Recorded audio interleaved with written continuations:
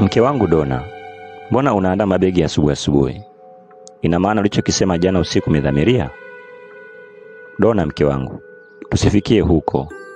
Kama hatuwezi kupata kwa sasa, tutajaliwa wakati mwingine. Sawa mke wangu? Hii haiwezi kuwa sawa. Unamaanisha sisi tunatosha? Huna njia nyingine, sivyo? Bila shaka huwezi kutatua hili. Huwezi kabisa. Yaani wewe, huwezi Kado.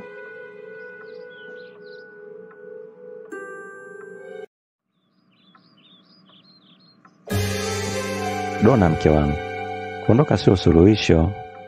Haijalishi kuna maneno yanayoumiza moyo wako. Mimi bado nakupenda mke wangu. Maji ya tumaini huosha uchungu wa zamani.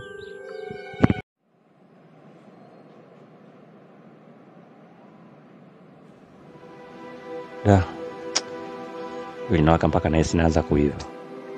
Jua kali mithili ya shubiri maishani mwangu.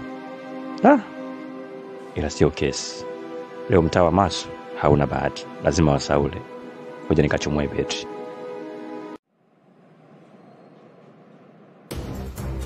Oya wakishua. Saula kimoja baada ya kingine. Naona kuanzia kichwani mpaka miguuni umevaa mtaji. Haya, chap kwa haraka.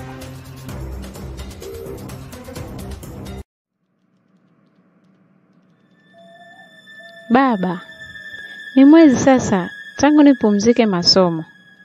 Lini nitarudi shule? Mwanangu Lisa, hilo nalifanyia kazi. Hivi karibuni utarudi shule. Usijali mama. Sawa baba. Nakuombea kwa Mungu ufanikiwe punde. Nashukuru mwanangu kunielewa. Tumaini ni nguvu ya milele. Mama Lisa, hivi unafikiri bado kuna mwanga wa kesho? Maana kila siku mama amepangana tu. Mama amekuwa mnyang'anyi, kibaka mtaani. Lisa naye amefukuzwa shule. Yaani maisha magumu hapa nyumbani.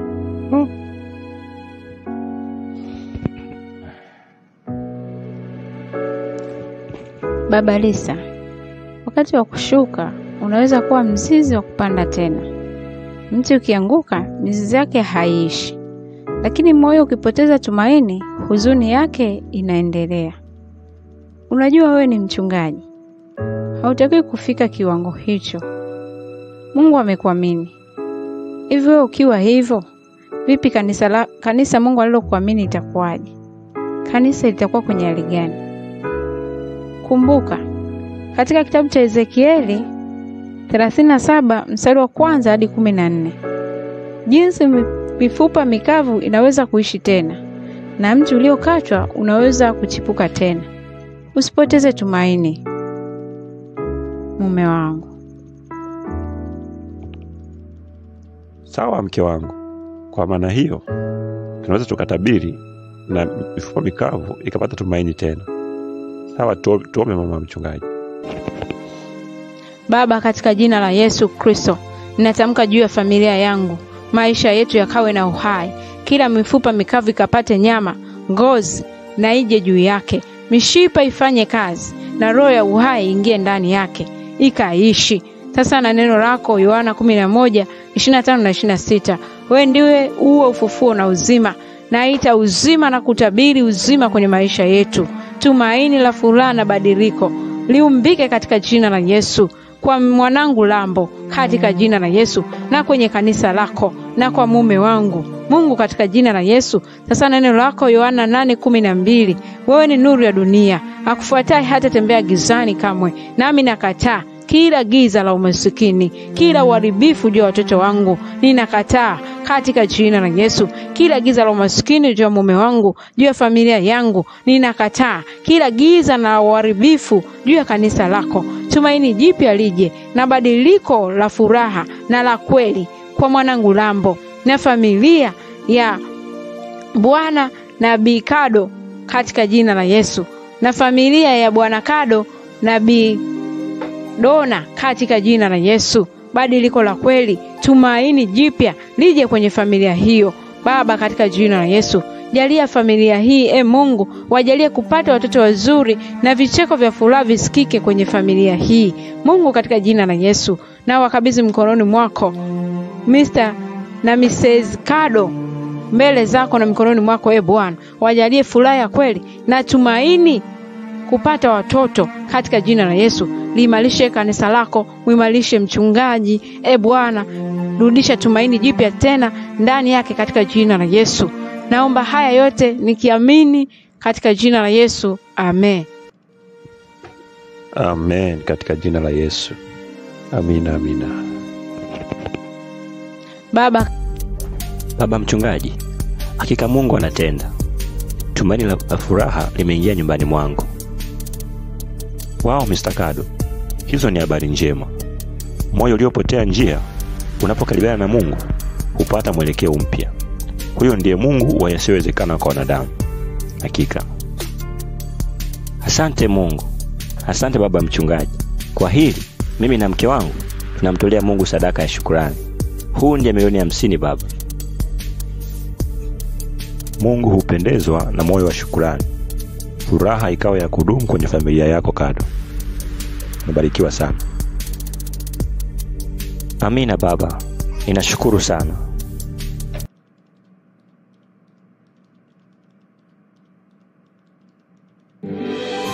Mama, nina furaha isiyoelezeka kwa kweli. Mafuta ya tumaini ufunika kile kidonda cha moyo uliovunjika. Kuna nini mwanangu? Mapacha tumboni mwangu mama. Nuru imeangaza kwangu. Namshukuru Mungu sana mamangu. Wow mwanangu. Ni habari njema sana hizo. Mungu awatunze na kuwajaza amani yake. Asante Yesu. Mungu aendelee kuwalinda na kuwatunza wanangu. Amina mama, nashukuru sana. Maombi yenu. Kwa kweli namshukuru Mungu kwa ajili yenu. Maombi yenu kwa kweli mamangu. Mwanangu Lambo. Hakika namshukuru Mungu kwa ajili yako mwanangu. Kwani nilijua kila huzuni ni mwanzo wa uzima mpya ikiwa utamruhusu Mungu. Na kweli ulifanya hivyo, na tumaini, furaha linaonekana kwenye uso wako. Kwani hata mto ukiyumba bado maji yake huelekea baharini kule kule. Nilijua tu kwamba haiwezekani sisi tukao tunamtumikia Mungu wa kweli halafu wewe daima ukamtumikia adui. Mungu hakika amefanya makubwa kwenye maisha yetu. Na kufurahia mwanangu. Mungu akutunze kwa ajili yetu. Hakika nuru ya Bwana haikomi hata pale giza linapoonekana kushinda. Eti mamangu, mdogo wangu Lisa yuko wapi? Mbona simuoni? Mdogo wako Lisa amesharudi shule. Anaendelea na masomo yake sasa. Mama, nimeamini huyu Mungu ni mwaminifu. Kila siku kila saa. Na hana upendeleo. Huokoa kila mtu atakavyo. Shukrani za dhati ziwaendee nyie ambao mmekuwa wanafamilia wa JP Filamu. Kikweli Mungu awabariki sana. Lakini pia na wale ambao mnaendelea kuangalia kila zinapotumwa filamu kwenye hii akaunti ya JP Filamu. Jamani, Mungu awabariki, awatunze, awalinde, awatunze sana kwa ajili ya familia zenu na kwa wote ambao wanawategemea. Lakini msisahau pia kusubscribe, kushare na kuacha maoni yenu hapo chini, kwani maoni yenu ni ya muhimu sana kwenye filamu zetu. Karibuni sana, endeleeni kuwakaribisha na wengine pia. Tusupportini jamani kupitia kwa njia ya kusubscribe. Tunawapenda sana. Kwa heri.